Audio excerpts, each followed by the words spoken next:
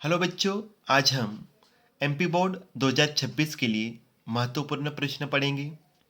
कक्षा 12वीं के लिए subject biology, unit number first का सेकंड चैप्टर जिसका नाम है मानव जनन, जिसे हम ह्यूमन रिप्रोडक्शन भी कहते हैं।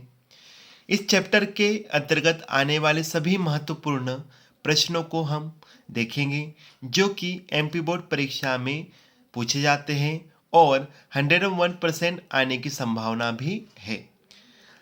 वीडियो को स्टार्ट करने से पहले यदि आप चैनल पर नए हो तो प्लीज़ हमारे चैनल को सब्सक्राइब कीजिए, लाइक कीजिए, शेयर कीजिए, ऑल आइकन बेल को दबाएं और अन्य साथियों तक भी हमारे चैनल को साझा कीजिए और यूं ही हमारे चैनल को सपोर्ट करें। आइए हम वीडियो को स्टार्ट करते हैं। पहला प्रश्न है, पुरुष जनन तंत्र का नामांकित आरेख बनाइए। पुरुष जनन तंत्र मीन्स नर जनन तंत्र, जिसे हम मेल रिप्रोडक्शन सिस्टम भी कहते हैं। इसको आपको अच्छी तरीके से पेंसिल से ड्रॉ करना है और इनके अंगों को भी आपको दर्शाना है।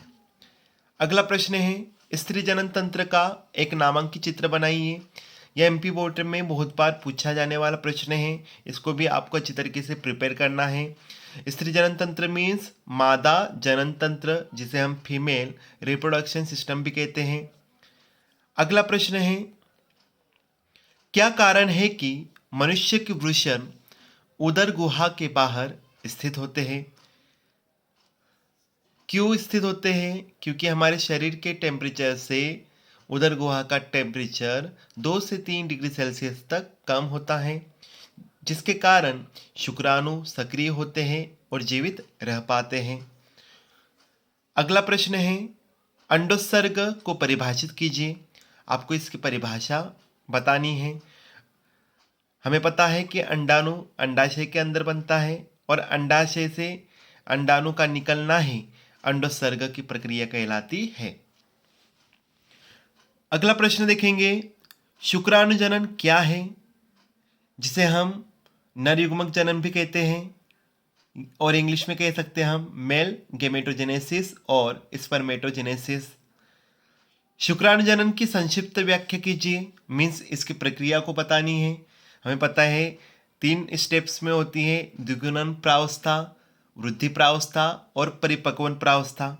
और इसमें जो 2 शामिल हार्मोन्स हैं उनके आपको क्या लिखने हैं, उनके आपको नाम बताने हैं। कौन होते हैं? पहला होता है LH, जिसका नाम होता है ल्यूटिनाइजिंग हार्मोन्स, और दूसरा कौन सा होता है FSH, जिसे हम कहते हैं फॉलिकल स्टिमुलेटिंग हार्मोन्स। तो आपको इस तरीके से लिखना है। यह एमपी बोर्ड परीक्षा के लिए बहुत ही ज़्यादा महत्वपूर्ण प्रश्न है, तो आपको अच्छी तरीके से इसको प्रिपेयर करना है, इसके रेखाचित्र को अच्छी तरीके से ड्रॉ करना है। अगला प्रश्न है, ठीक इसी प्रकार से मोस्ट इंपॉर्टेंट क्वेश्चन है अंड जनन, जिसे हम अंडाणु जनन भी कहते हैं या फिर मादा युग्मक जनन भी कहते हैं और जिसे हम इंग्लिश में फीमेल गेमेटोजेनेसिस और या ओजेनेसिस भी कहते हैं। इसकी भी प्रक्रिया बतानी है आपको और इसमें शामिल 2 हार्मोन्स के नाम भी आपको बताने हैं। इसके अंतर्गत भी FSH और LH हार्मोन्स यूज़ होते हैं। इसके अलावा भी बहुत सारे यूज़ होते हैं, लेकिन आपको कम से कम 2 बताने हैं।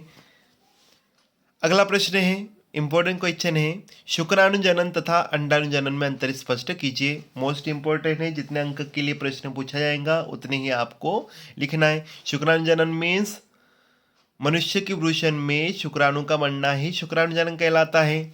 अंडाणु जनन मीन्स अंडाशय के अंदर अंडाणु बनने की प्रक्रिया अंडाणु जनन कहलाती है।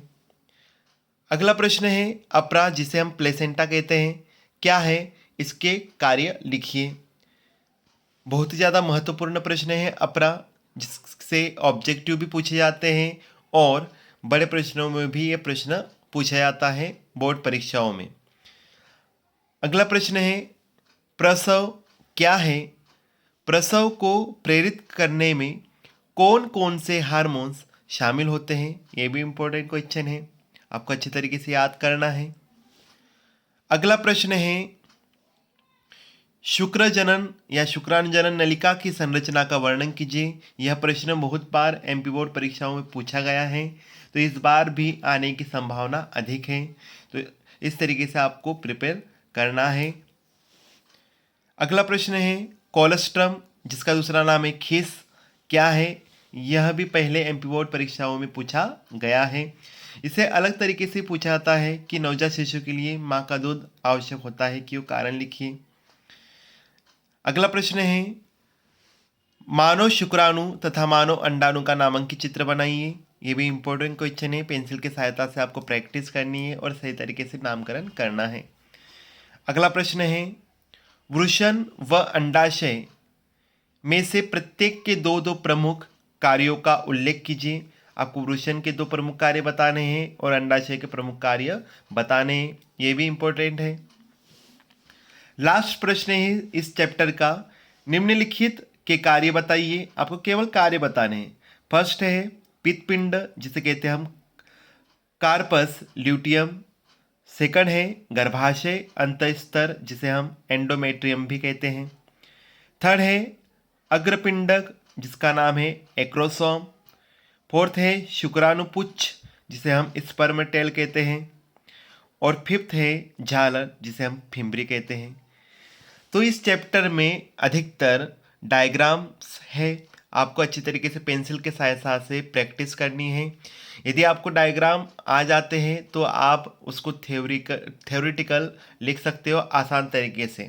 और डायग्राम ही मेन बायोलॉजी का मेन सिस्टम है, जिसे आपको अच्छी तरीके से प्रिपेयर करना है और अच्छे अंक लाने हैं। आशा है कि आपको आज का वीडियो पसंद आया होगा। धन्यवाद।